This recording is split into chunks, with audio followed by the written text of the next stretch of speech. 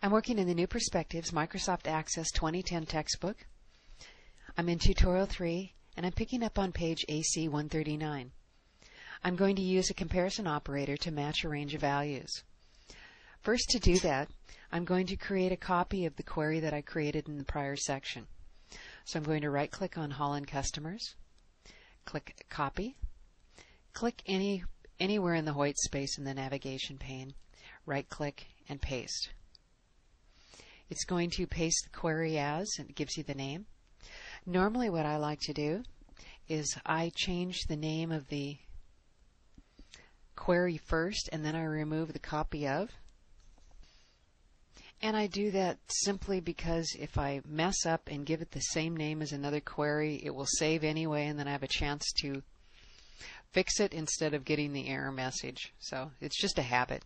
It's nothing that you have to do. So click OK. I'm going to open it up, and right now it looks exactly like the Holland Customers query. Let's go to Design View and take a look. Now, one thing I'd like to point out to you is, do you remember that city field was before email?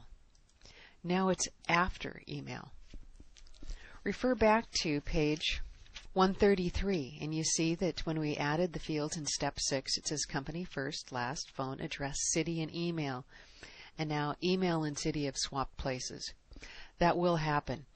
Whenever you remove the check mark from the show box, those fields that are not showing in the query results in Datasheet view will move to the end. So it just happens. Leave it alone. Okay, moving back to page AC 139, we're going to remove the criteria for Holland. And I like to do that first and then run the query. I'm back to 64. That means there's nothing else going on with this query. And so I do that before I add the new criteria, and the new criteria is going to be greater than equal to $25,000.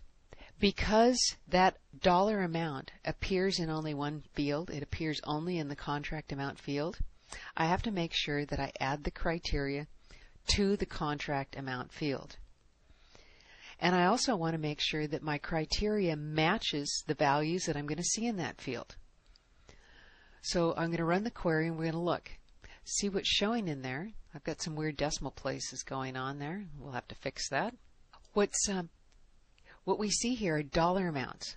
So I'm not going to come down here and put in contracts greater than $25,000. So I'm not going to put in something like this.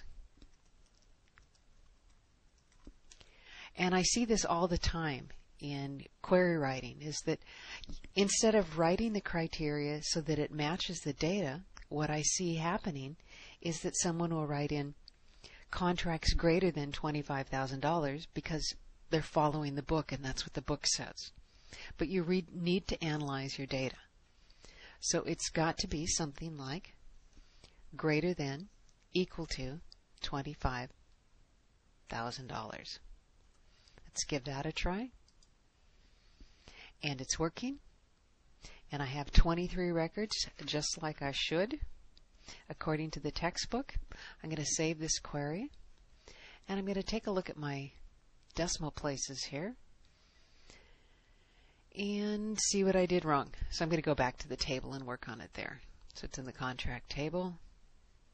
And evidently when I set this up, and I'm going to do it in design view just because it's easier for me to see. Decimal places 1. I want decimal places 0. There we go. And I will update that everywhere it's used. It shows me where it's used, so it will go through and change those. I'll click yes. And I'll go open my query again. And now my query is fixed.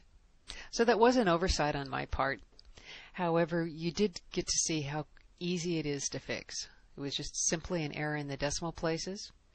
I went in, fixed it in the table. I fixed it in design view in the table simply because my screen size is so small. It's easier for me to see it in design view. Propagated it, which means that I'm moving it forward. I'm pushing it out to the other objects that are based on that particular object and correcting it in those places as well.